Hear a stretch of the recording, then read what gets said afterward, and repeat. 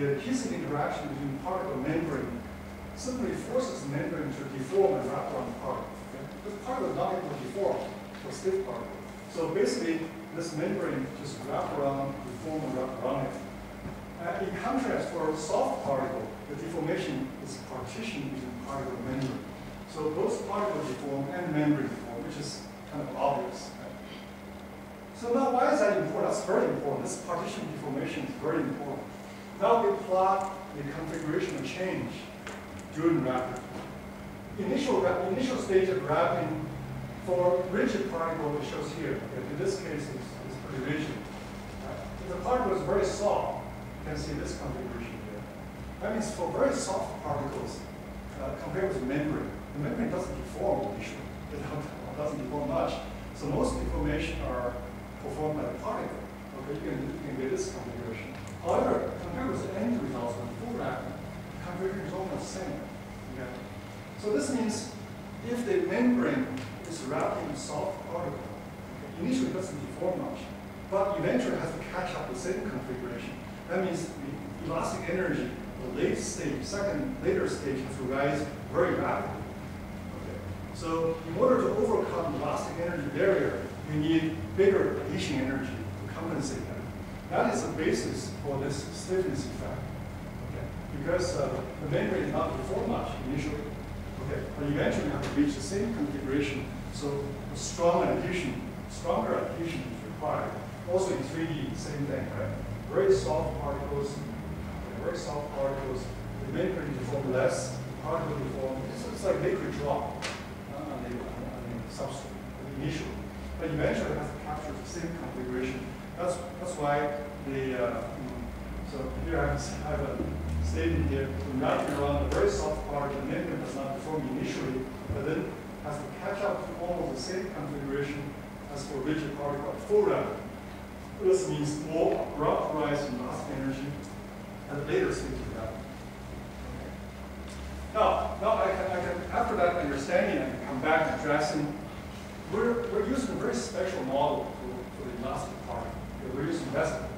So whether our results are general, I'm going to address the generality of the vesicle model, because this model is very important, because this model is well accepted in biophysics. A lot of people study this type of model. Okay? That's why we started doing this calculation. But is our results general? Okay. And I should point out there are several alternative models of the elastic particle, such as a solid particle with all elastic modulus. Think of just a sphere, right? A solid sphere with all elastic modulus, or a thin shell with shear rigidity, right? A shell model. Both of these models you can imagine can be used to study this soft particle cell interaction. Okay. So will this model change the conclusion? Okay, here, because from our analysis it shows, since it's a partition deformation at the early stage of wrapping that hinders the full wrapping of soft particle. Because initially the membrane is not deformed much. Okay, so the elastic energy is very small. Then it has to catch up more for our rise. So that's the basis for this effect. So because the alternative particle model are not expected to change this basic feature of particle membrane interaction, no matter which model we use. Right? The same feature, very soft particle, will not deform much initially. So the same feature are expected. So therefore, we believe the conclusion of our study should be generic, not specific to the vesicle model. Okay. Now, let me come back to where our motivation starts. Right? We observed, experimentally we observed, that HIV regulates its stiffness. Okay. Now, with our understanding, soft particles are less prone to wrapping. It's more difficult to wrap the soft. How do I understand this? Okay, HIV particle regulates stiffness in different stages. Right? The entry of HIV into cells involves endocytosis membrane fusion. So HIV carries a membrane, refused to the cell membrane. So during entry, it doesn't need full wrapping. Okay, as long as it's partially wrapped, because it involves a membrane fusion, it doesn't require full wrapping. Right? So during the entry stage, the stiffness is not important. In which case, full wrapping. However, the budding process, when the HIV wants to get out of the cell, okay, the budding involves no membrane fusion and requires full wrapping. So the stiffness is very important in this stage. Okay, otherwise, if the HIV is too soft, it can getting out of the cell. So the stiffness of the particle can play a more important role. On the other hand, it's very important. Why does HIV want to stay soft? Okay. Because softer particle can escape phagocytes and other immune cells. Our immune cell have an easier time identify hard stiffness of hard particles. Because most of the bacteria, most of the viruses, they have hard protein coating. So evolution has allowed our immune cells to identify easier the hard particles. But if the virus stays soft, just like our own tissues, that make it more difficult for immune cells to detect. So make HIV more robust in essence for survival. So therefore, we think there may be a mechanistic explanation why HIV particles harden right before body and then stay soft most of its life cycle. So there may be indeed mechanistic reasons.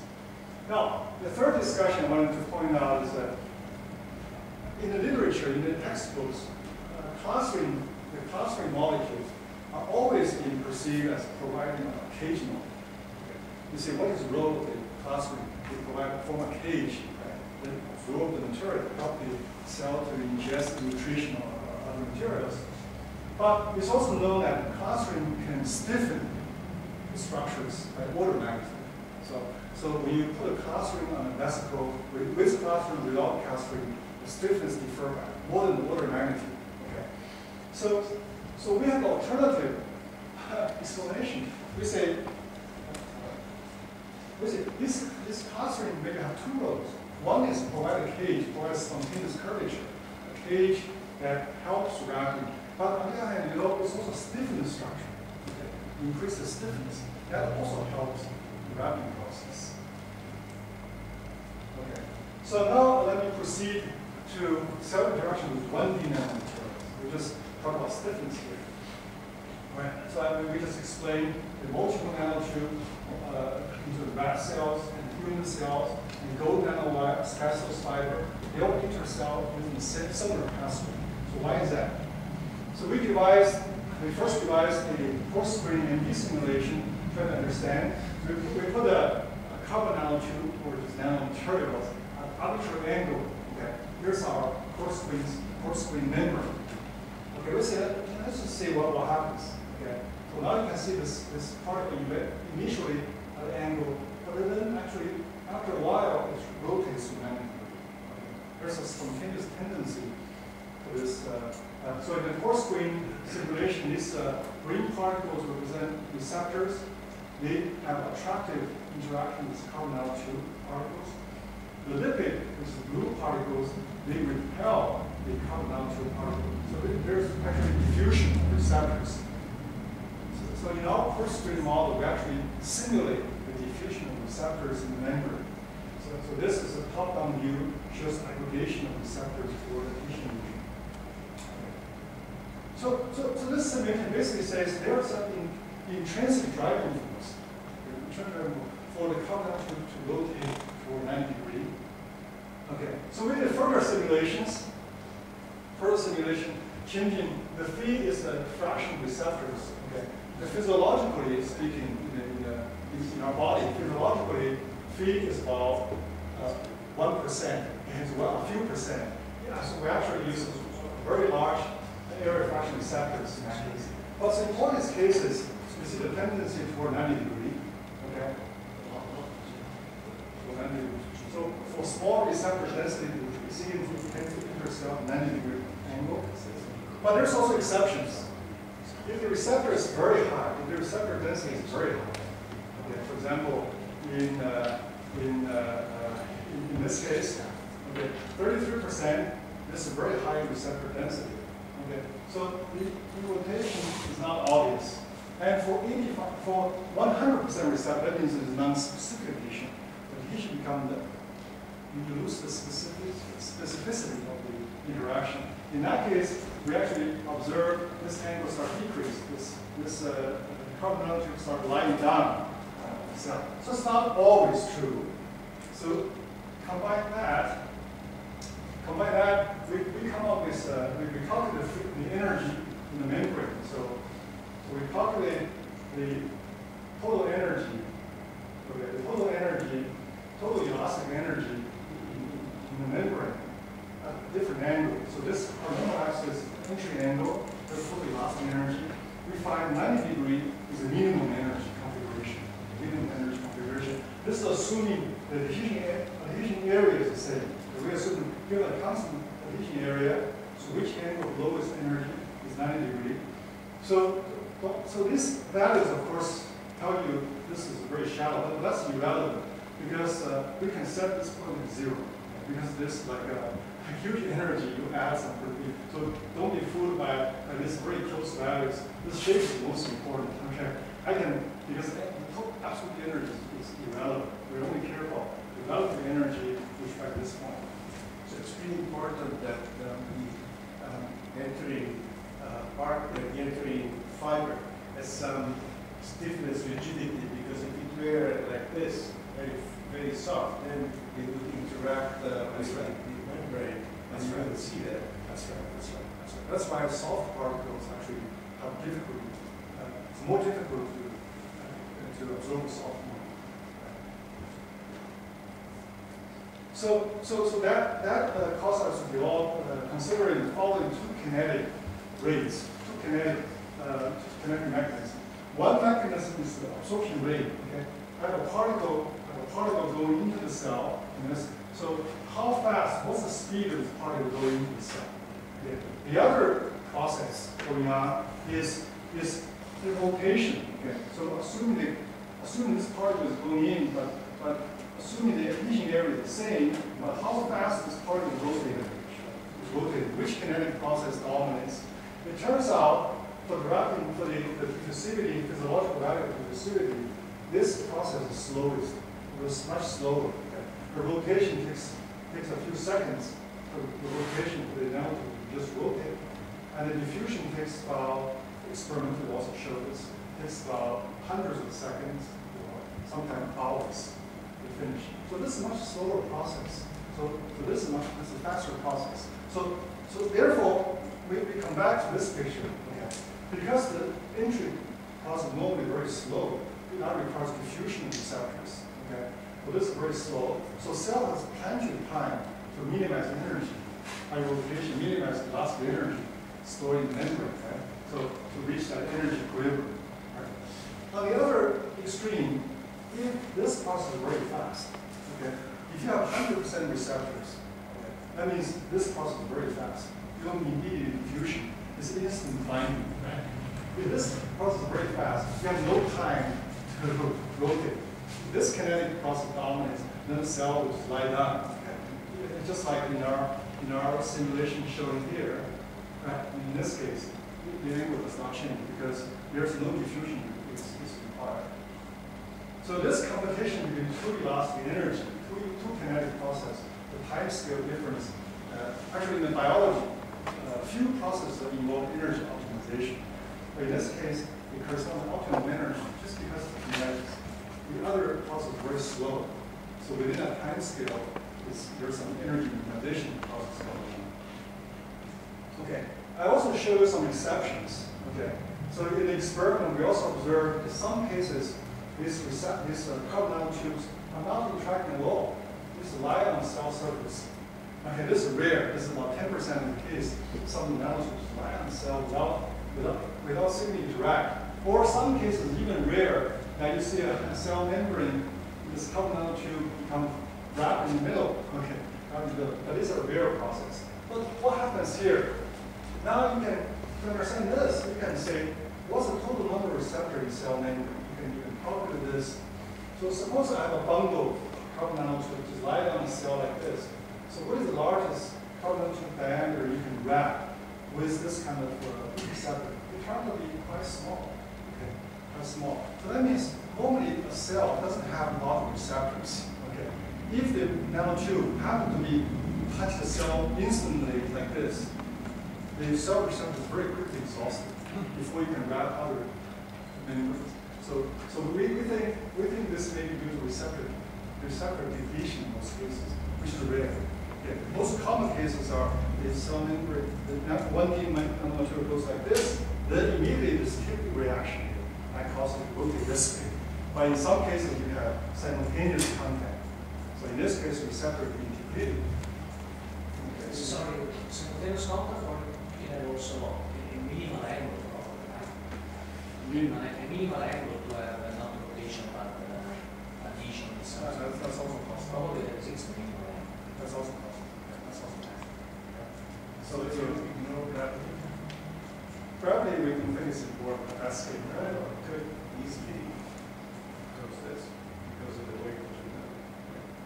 But the gravity is very small. And he noted about this point about the gravity force. Yeah. Gravity is true. Gravity is going in that direction, but gravity is invisible at that scale. Proportion to the mass. Yeah, the mass is very small. A nanoscale gravity can be ignored. So here's a summary to this part of the story. Within mechanics, simply play an important role in cell nanomaterial interaction. There are size effect. Small particle results in large elastic bending energy in the cell membrane. Large particle results in receptor diffusion over large distance and deletion. So this means there's a size effect, which has been experimentally confirmed in many experiments. There's stiffness effect, which is under study. Soft particle less prone to rapid and stiff noise. Okay, so this is can be studied by physics. Soft particles are more difficult to battle on. Nature may have evolved strategies to make use of this effect. For example, HIV, plasma codes. There's a shape effect.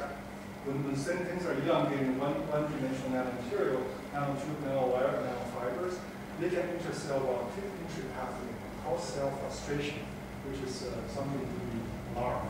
Okay. So, any questions about this?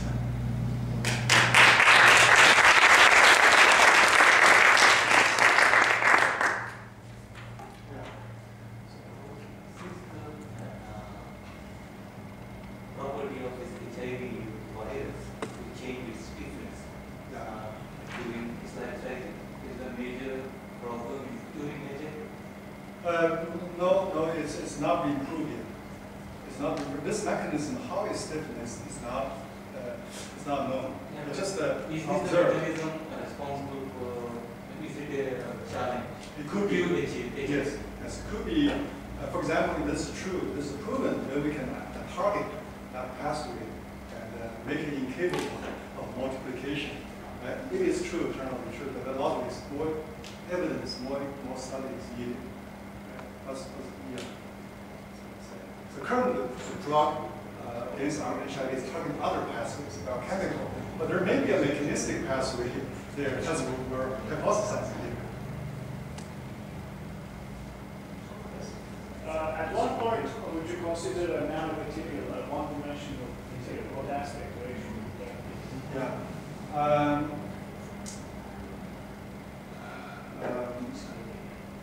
That's a hard question. One-dimensional material, nanomaterial is used in a loose sense. I don't think there's a strict definition, exact aspect ratio. But normally refer to a slender object. Okay. So like carbon nanotube or nanowire, these are often referred to as nano 1D nanomaterial. It just means the length is more interesting than the scale. Yeah. I mean, I asked because, for instance, nanodiamonds are used for drug delivery also as well. And there isn't too much. It is argued that they don't cause inflammation and so forth. But I was wondering, anywhere in between that from a diamond, which is sort of a spherical shape, going to the more elongated shape, whether there's a length dependence of the inflammation path. Whether we should use smaller nanotubes. Well, the aspect ratio used in the experiments here are 100. So it's fairly long, very slender, used in experiments.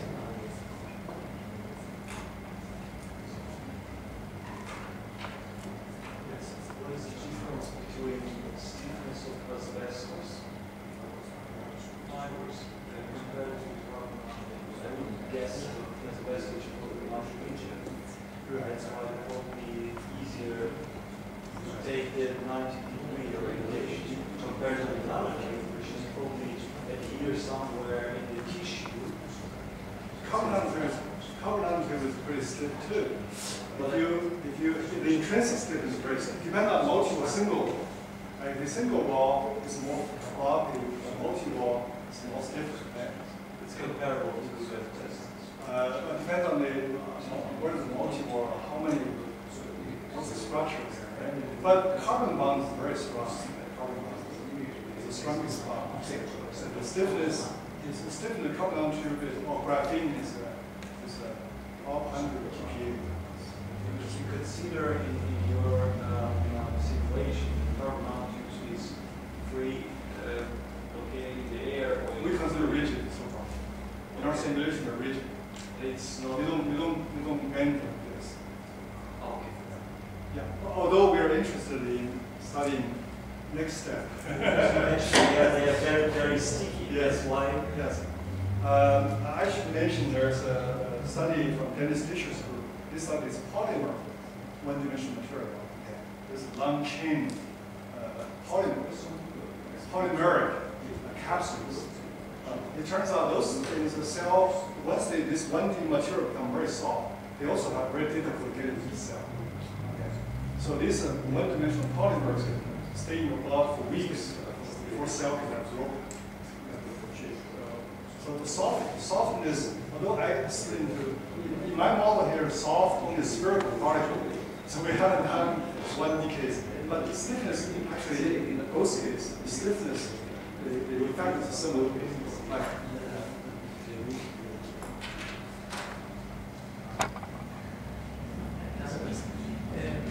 when you mentioned that we need a very rigid particle in order to have an isotosis, something like that. In order to have the entry of the particle. yeah.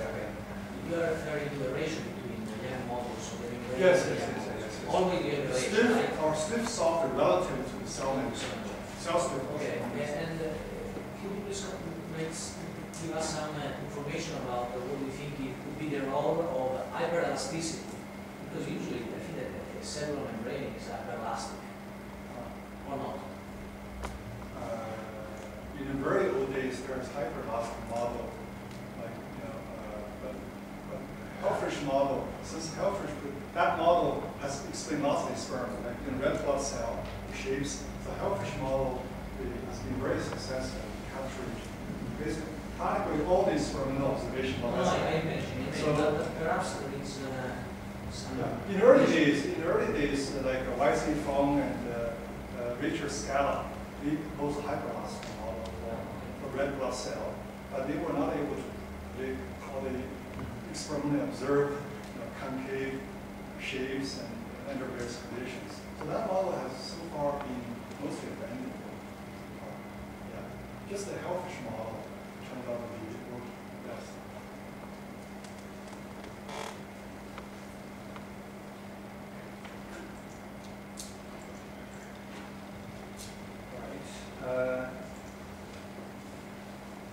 Okay, now let me tell you a slightly different story.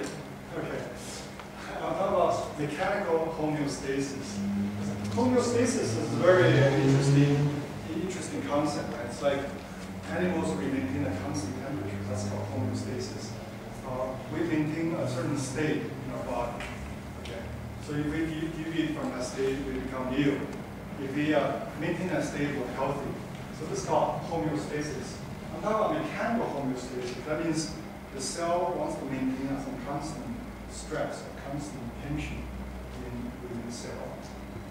So this work is jointly with another postdoc, Bin Chen from Singapore, and also with Rolf Kammkammer and Professor Johann Schwarz from Max Planck Institute, Stuttgart, a former colleague. So we're intrigued mostly by the cell motility of this work. Okay. So these are the classical videos you can download. Okay, this shows.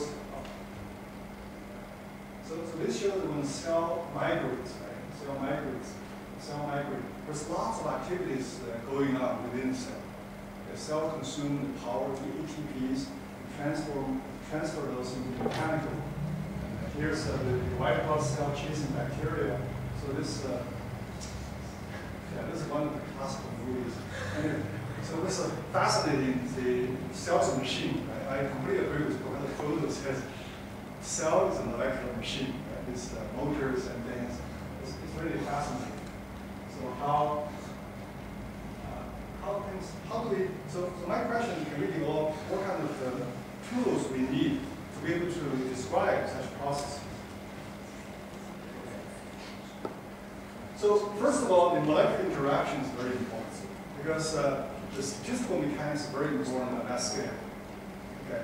When we talk about adhesion in continuum mechanics, we talk about energy.